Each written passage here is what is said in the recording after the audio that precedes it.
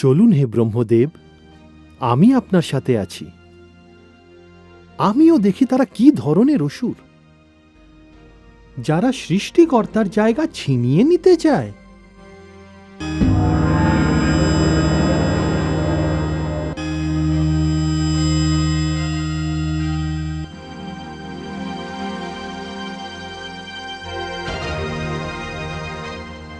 আচ্ছা, তাহলে শলা করার নামে তুমি একে ডাকতে গেছিলে? বুঝে গেছি আমরা, তুমি খুব চালাক। আমরা দুজন, তাই তুমি একে নিয়ে এলে।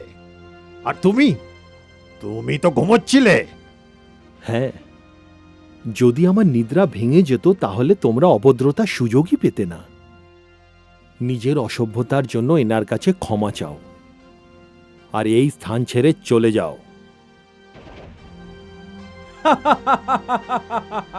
ভাই কৈতব, আমরা নিজেদের কানে ভুল শুনছি না তো? তোমাদের ভুল আর কিছু সময় পরে দূর হয়ে যাবে। যার কান হতে তোমাদের জন্ম হয়েছে তারই হাতে তোমাদের মৃত্যু ঘটবে। মৃত্যু? ভাই কৈতব, আমাদের মৃত্যু? ভুল ভাল কথায় সময় নষ্ট করো না। আজ তো এদের কাছে অগ্নিবৃষ্টি করার সেই প্রাণীটাও নেই। হ্যাঁ, চলো বন্ধু, আজকে তবে মা শক্তি দেওয়ার বরের প্রথম প্রয়োগ এই বিষ্ণুর উপর করা যাক। কারণ এর হার হলে দুটো লাভ হবে। ব্রহ্মলোকের সঙ্গে বিষ্ণু লোকেও আমাদের অধিকার চলে আসবে। এ কথা তুমি নয়, তোমার মুখ থেকে শক্তির অহংকার বলছে।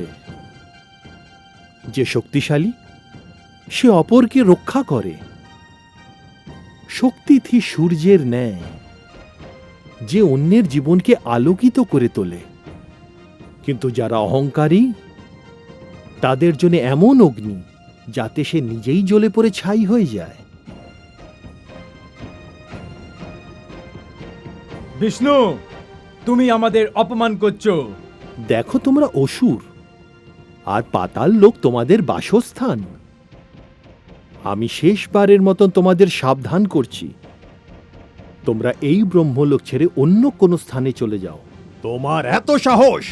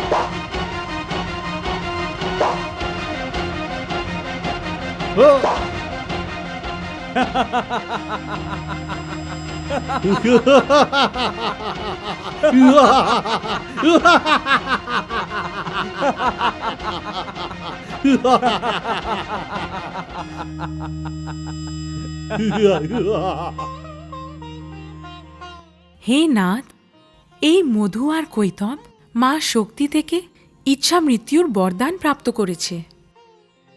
আপনি এমন কোনো উপায় দিন যাতে এদের মনে মৃত্যুর ইচ্ছা উৎপন্ন হয়। ধন্যবাদ দেবী, আপনি যথার্থই আমার শক্তি।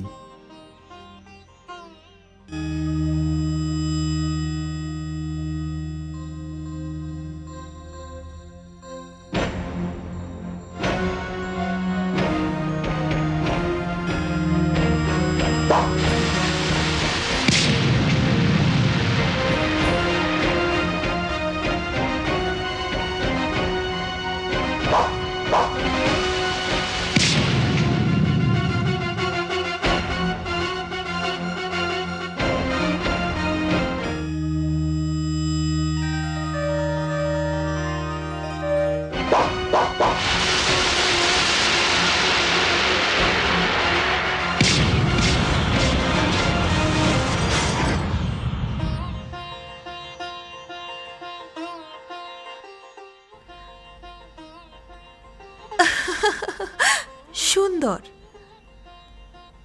অতুলনীয়।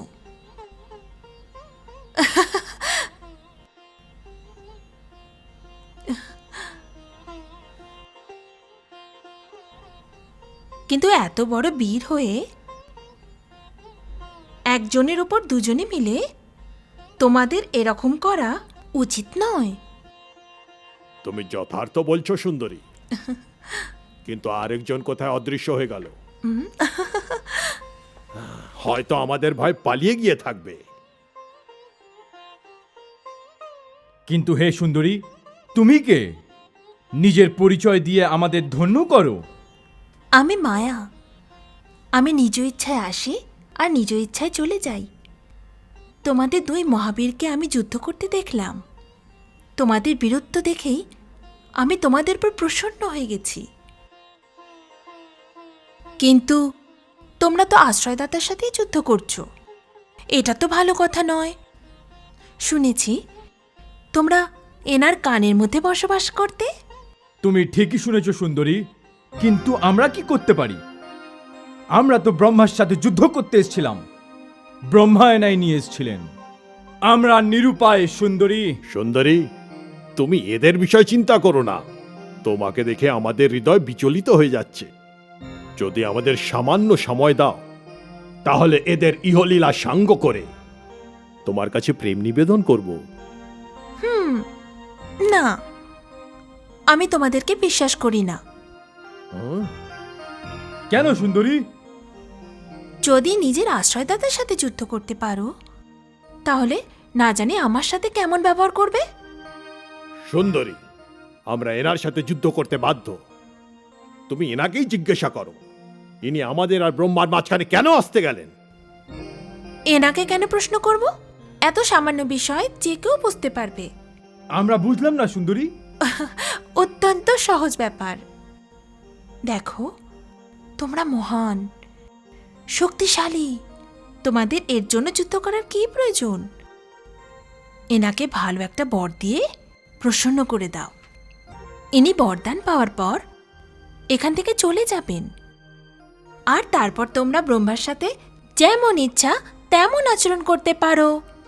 আরে, এ তো ভারী সুন্দর কথা বললে তুমি। যথার্থই আমরা এই সংসারের খুবই শক্তিশালী। আমরা যাকে ইচ্ছে যেমন খুশি বর দিতে পারি।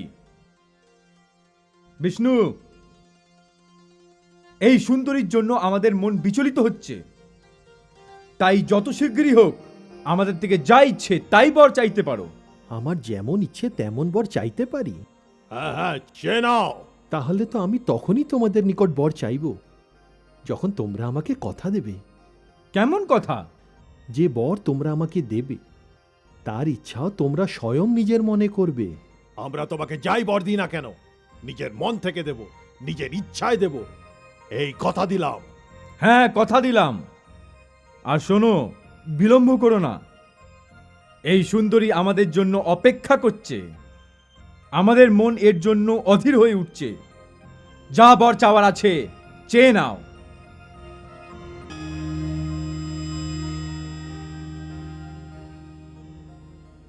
হে মহাশক্তিশালী বীরেরা, তোমাদের কাছে আমি একটি বর চাইছি, যে তোমরা দুজনে আমার হাতে মৃত্যুবরণ করো। আরে, এ আমরা কি করলাম? সুন্দরী, তুমি আমাদের সাথে ছল করলে। এই সব তোর জন্য হয়েছে। হ্যাঁ, হ্যাঁ, হ্যাঁ, হ্যাঁ।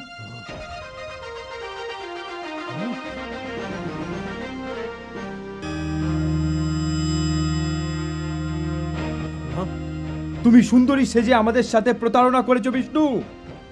তোমাকে আমরা ছাড়বো না। এখন তোমাদের কাছে আর সময় নেই।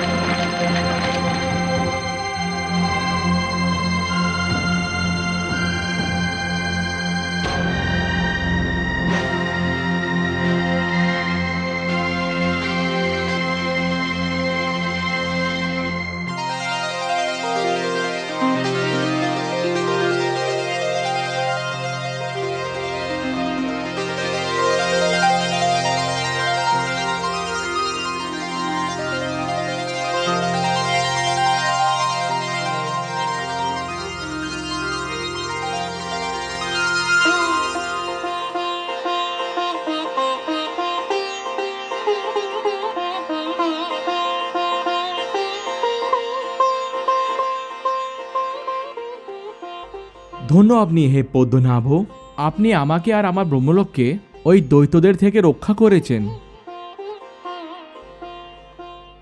হে আদি প্রজাপতি, রক্ষা করার দায়িত্ব আমার। আমি আপনার ও আপনার ব্রহ্মলোকের রক্ষা করে নিজের দায়িত্ব রক্ষা করেছি।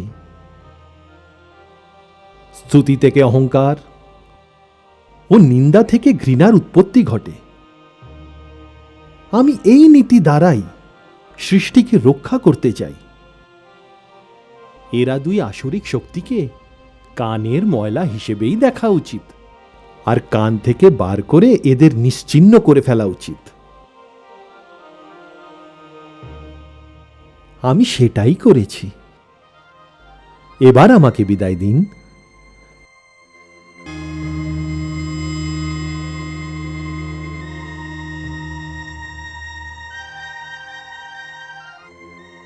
মানবের সৃষ্টি করার সময় এ কথা অবশ্যই আমি মানব মনে বিবেকে দিয়ে দেব যে তারা নিজেদের কানে নিন্দা ও স্তুতি নামের ময়লাকে কখনো যেন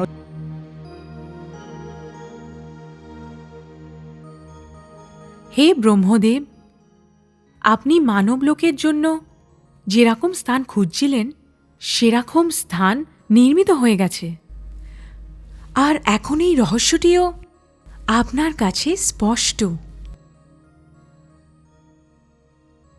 এটি মেদিনী। নিন্দা ও প্রশংসার ভস্যতেই এর উৎপত্তি। দুটো দুর্গুণের ছাই দিয়ে এটা তৈরি। এটা ভস্য দিয়ে তৈরি, তাই এতে ধারণ করার শক্তি আছে। এটি পর্বতের বোঝা উঠাবে, এর বক্ষে নদীরা বয়ে যাবে, এ বনস্পতিদের ভারও বহন করবে। এই শীত, গরম ও বর্ষাকেও সহন করবে। মানুষের আগমনের পূর্বে তার সমস্ত সুযোগ সুবিধা তৈরি করবে। এই সমস্ত কাজ সে এই জন্য করবে কারণ সন্তানের জন্য মা এইগুলি করে থাকে, কারণ সে ত্যাগ, তপস্যা, মমতা ও সহনশীলতার প্রতিরূপ। এই পৃথিবীও মা নামে পরিচিত হবে। এই সৃষ্টিকে যেমন ব্রহ্মদেব মানব দিয়েছে, তাহলে মানবের জন্য এই পৃথিবী আমার দান। হে ব্রহ্মা, আপনি নিশ্চিন্ত হয়ে মানুষের নির্মাণ আরম্ভ করুন।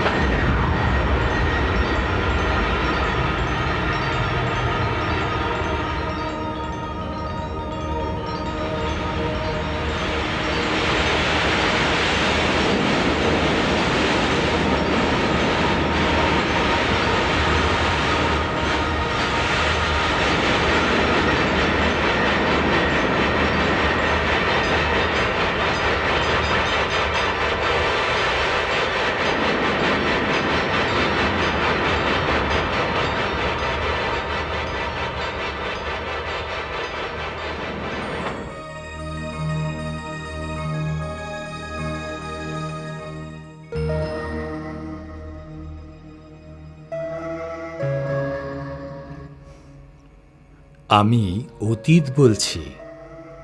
দেবতাদের জন্য আকাশ ও দানবদের জন্য পাতাল পূর্বেই নির্মিত হয়ে গেছিল। মানব জাতির জন্য শক্তির কৃপা, নিন্দা ও স্তুতির ভস্য থেকে পৃথিবীর উৎপত্তি হল। সৃষ্টির রচিত ব্রহ্মদেব এতে অত্যন্ত প্রসন্ন ছিলেন। উনি পর্বতদের হিমমণ্ডিত করলেন, নদীর জলকে বহমান করলেন, বৃক্ষদের ফুল ও ফল দিলেন, মানুষকে তার অস্তিত্ব দিলেন। সর্বাগ্রে বিধাতা শঙ্কাদি কৃষ্ণকে জন্ম দিলেন। দেবতারা এলেন, দানবেরা এলো। এরপর ব্রহ্মা নিজের হৃদয় হতে নারদের উৎপত্তি ঘটালেন। সৃজন সৃষ্টি করতে হলে প্রথমে প্রয়োজন কামনার। তাই মানবকে সৃষ্টি করার পূর্বে প্রয়োজন মানবের মনে সৃষ্টির কামনা জাগ্রত করা। হে ব্রহ্মা, কামনাও আমারই রূপ, আমিই কামনা। হে মহাদেবী, আমি আমার ভুল বুঝতে পেরেছি। এই দয়ার জন্য আপনাকে ধন্যবাদ। আমি বুঝেছি কি পুরুষ নারী শক্তি ব্যতীত অপূর্ণ, অপরিপূর্ণ। এবার থেকে আমার হাতে যে সমস্ত জীবের সৃষ্টি হবে তারা পূর্ণ হবে। তার অন্তরে ইচ্ছা থাকবে, কামনা থাকবে। আপনার চিন্তা সঠিক দিক পেয়েছে। আপনি নির্মাণের সবথেকে গুরুত্বপূর্ণ তত্ত্বকে চিনে ফেলেছেন। পুরুষের নিকট নারীর গুরুত্ব কি আমি বুঝেছি। নারী ভিন্ন পুরুষের জীবন মরুভূমির মতোর। মরুভূমিতে যে রূপে বর্ষা সবুজের সমারোহ বয়ে আনে, তেমনি পুরুষের জীবনে নারীর আগমনে মধুরতা আসে। সে শিখতে হয়।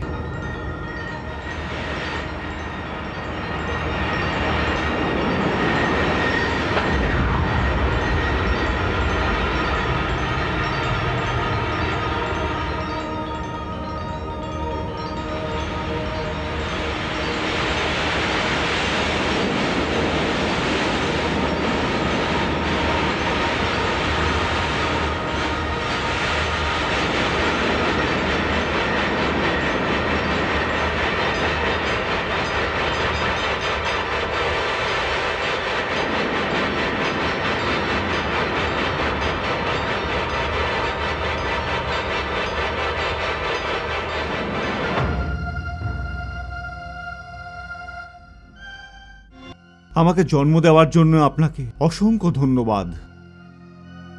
এখন দয়া করে আমাকে বলুন, আমি কে এবং আমার জন্য কি আপনার আজ্ঞা? তুই প্রজাপতি। প্রজাপতি। মানব রচনা কার্যে তোকে আমায় সাহায্য করতে হবে। এবার মানবী মানবের রচনা করবে। পূজনীয় পিতৃদেব, আমার মনে একটি কথার আলোড়ন চলছে যে মানব সৃষ্টির কাজ আমি একাই করতে অপারগ। এই কর্মযজ্ঞে আমি নিজেকে আজ অপূর্ণ অনুভব করছি। হে মানব, তুমি সত্য কথা বলেছ। আমি তোমাকে অপূর্ণ রাখব না। তোমাকে আমি অবশ্যই পূর্ণ করব। হ্যাঁ, পূর্ণ। আমি তোর জন্য নারীর রচনা করব। সে তোর বামাঙ্গী হবে, শক্তি হবে। সে তোকে পূর্ণতা দেবে। সংসারে তুই দক্ষ প্রজাপতি নামে খ্যাতি লাভ করবি। নারী? এই নারী আবার কি বস্তু পিতা? এটি আমার সর্বোত্ত রচনা হবে। সুন্দরের প্রতিমূর্তি, শক্তির ধারা, তোমার জীবন সঙ্গিনী, তোমার প্রেরণা। তুমি বিবেক সহজ কাজ করলে সে তোমার জন্য পৃথিবীতে স্বর্গ সৃষ্টি করবে। এমন হবে সে নারী। নারী? পৃথিবীতে স্বর্গ? ও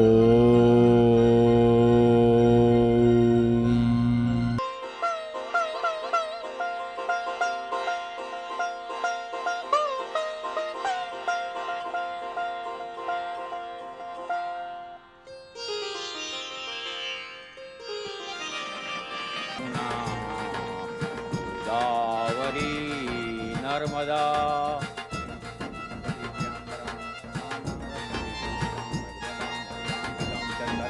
जाति चंपक बिल्व